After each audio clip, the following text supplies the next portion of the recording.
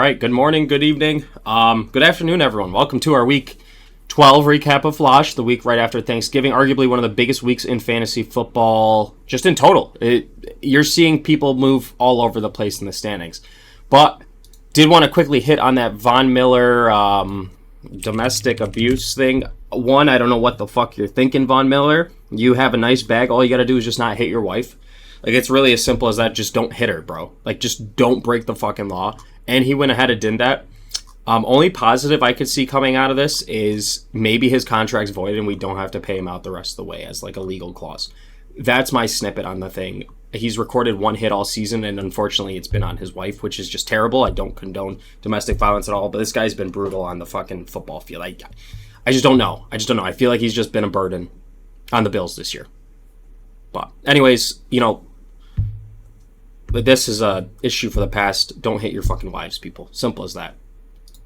All right, we'll move on to our Week 12 recap. I'm the headliner this week. It's me, the commissioner, Mohammed.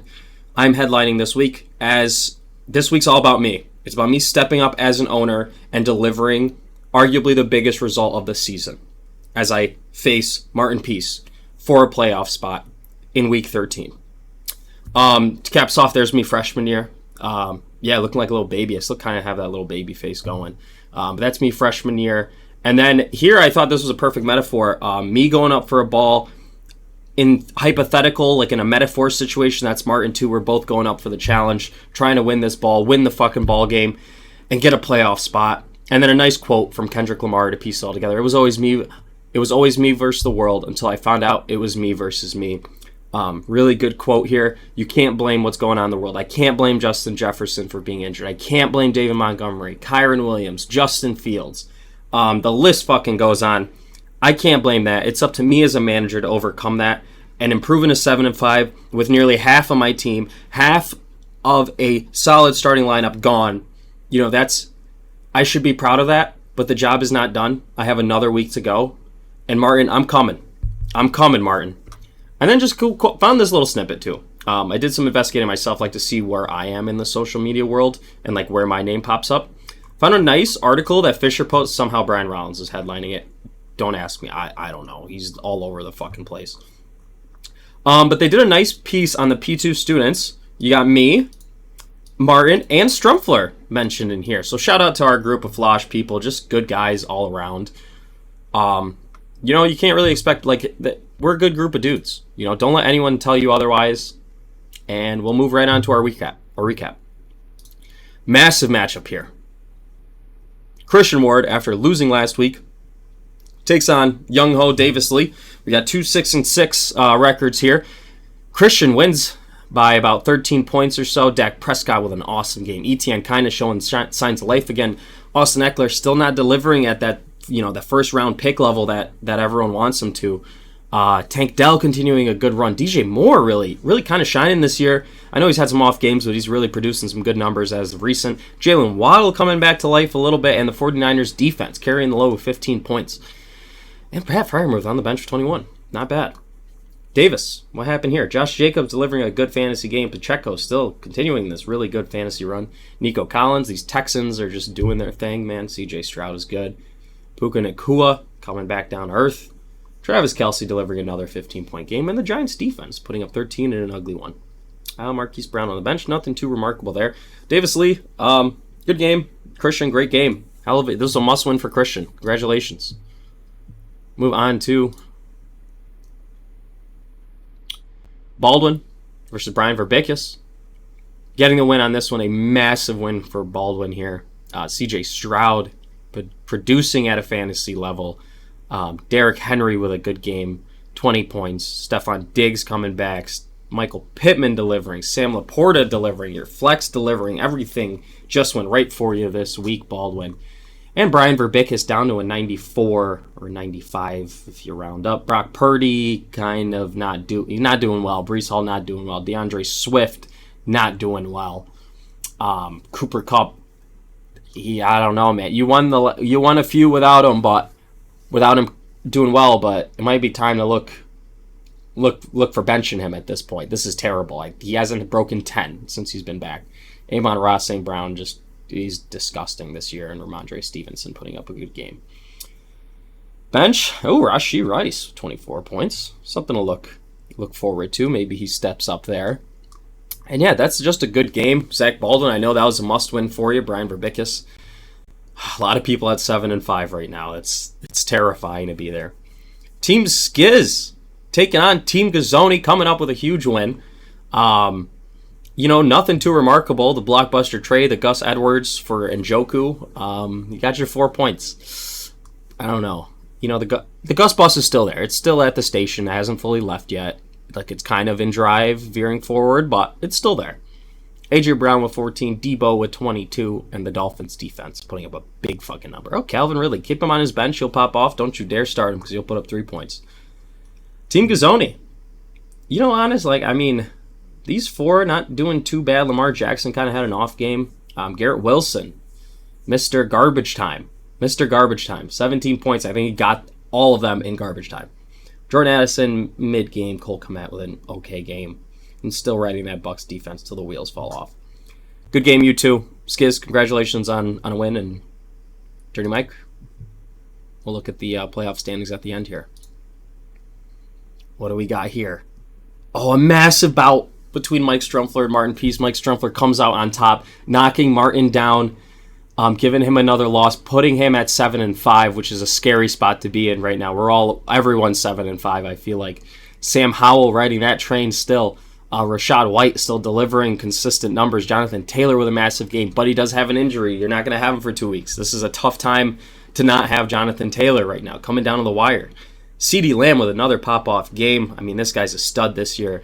DK Metcalf just not good. All the Seahawks stunk that game. And Bijan Robinson having a nice 2 stretches of games here, putting up 27.3 this week. Trey McBride doing 13-2. Sneaky good tight end, that guy. Trey McBride, sneaky good fantasy tight end. What happened with Martin in a must-win? Stafford with 23, not bad. Jamar Gibbs, David Montgomery taking that goal line work. Jahmyr Gibbs, I think, is definitely more talented, but David Montgomery's there. He's like that Jamal Williams. He'll just vulture those touchdowns. Kamara putting up a good game. Tyreek Hill, don't need to really touch that. I haven't touched Tyreek Hill all season. Just look, he's putting up over 20. It's almost guaranteed at this point. Ayuk, 13 points, nothing crazy there. And Christian Watson on the bench with 20. Christian Watson play, I don't think would have made much of a difference, but hey, that's... Actually, no, you probably would have won if you flexed him. Yeah, but can't hang your head on that. He's been very inconsistent all year. All right, good game, you two. 7-5, Martin.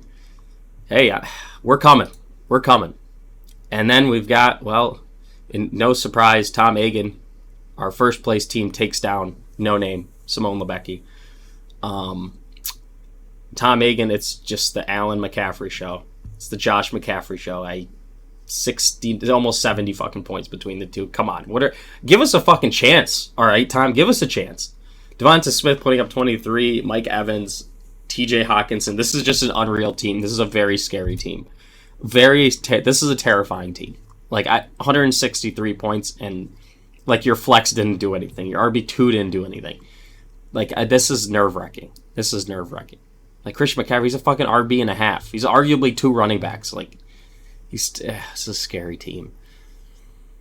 Simone Lebecki, Josh Dobbs doesn't get it done for you. Jamar Chase kind of taking a little bit of a dive without Joe Burrow, and Jaden Reed being just Jaden Reed. You know what your team is, Simone, this year, and I'm not trying to down here, but you know what your team is. So, trade not doing well. The trade didn't do you any justice either. All right, well, enough of this ass whooping. We'll move on to our final match, and a huge matchup as well. Another one. The Jeffiesons get a win, improve to 7-5. Zach Munsky falls to 7-5. This is an absolute 7-5 week. This is a fun time for our league. Kyler Murray putting up another 20-point game. Joe Mixon, nerve-wracking stuff there without Joe Burrow. And Kyron Williams, he's fucking back. He's so back. My knight in shining armor. He's, I think, the guy on that Rams team. It's no longer Cooper Kupp. It's fucking Kyron Williams putting up 39. He gave me a chance, guys. I was projected to lose by 30 to Zach. And then Kyron Williams goes out and balls the fuck out. Chris Olave balling out 18. Zay Flowers getting that kind of a scumbag rushing touchdown at the end. He should have taken a knee, but no, he says, fuck you. I know the Jeffiesons need a fucking win. David Njoku coming up, just give me 10 points from a tight end. I'm happy. David Montgomery nagging a touchdown, just stealing those touchdowns. It's what you want to see. You just want to see your running backs get touchdowns. Bench does okay as well. What happened with Zach? 130 points. You ran into a buzzsaw, Zach. You ran into a buzzsaw. Jordan Love with 26. Tony Pollard, 22. Raheem Mostert, 21. Devontae Adams. These are really good numbers. Just unfortunately, just played a guy who popped off. And Kyron Williams, once again, thank you for being my fucking savior. Thank you for being my savior. Oh, it feels good to get in the win column. 7-5, guys. This is going to be a fun week. This is going to be a really fun week. Our biggest loser of the week is going to be Simone Lebecki. You know what your team is, Simone. You know what your team is. Biggest winner of the week? Fucking Tom. This guy's team is unreal this year. The Josh McCaffrey show is fucking live. I'm nervous if I'm playing Tom. Matchup of the week. Oh, that's a good one there. I know that's probably our closest match. Guys, they're all really good matchups. I don't even know. Oh, man. I'm gonna go with the Howitzers and Martin, I think. Why I say this? I know the differential's not super high. Or the differential is a little bit high, but he knocked Martin back down to 7-5. The guy was 7-4, looking to make a really good playoff run. His percentages are at 90%. This win, it does give Mike Strumpler a chance again. It knocks down Martin, and it opens up the window for all these 7-5 teams to jump. So that's why it's our matchup of the week. Standings check. You got the Zins leading the East. However, I still have a 70% chance of getting in with Baldwin at a 78% chance. I think that's because he beat me head-to-head. And we've got, Young Ho's not completely out. The Howitzers are not out at 6-6. Christian Ward still has almost a 50% chance of getting in. And then we see 1, 2, 3, 4, 5 teams at 7-5. Anything can happen this week, guys. Tom Hagen did clinch his spot. Congratulations, Tom. And we have our third team eliminated this week, which is Team Gazoni. Yeah, this is just a massive, massive week, guys. I don't know how many times I have to say it. Get your fucking studs out there. Say a prayer. I don't know. Wear your socks inside out. And it starts tonight, this Thursday night game. It starts. It's going to be a nerve-wracking week for everyone. Massive, massive playoff implications as always. And, I'm excited to see what happens at the end of this week. Hopefully I come out on top. I got to root for my boys. And, as always, just use this Kendrick Lamar quote. It was always me versus the world until I found it's me versus me. Take your ownership, or take the... I'm blanking out. Just take what your team gives you. Find a way to come out on top. And let's get this week done successfully. All right, guys. Have a good one. Take it easy. Love you. Bye.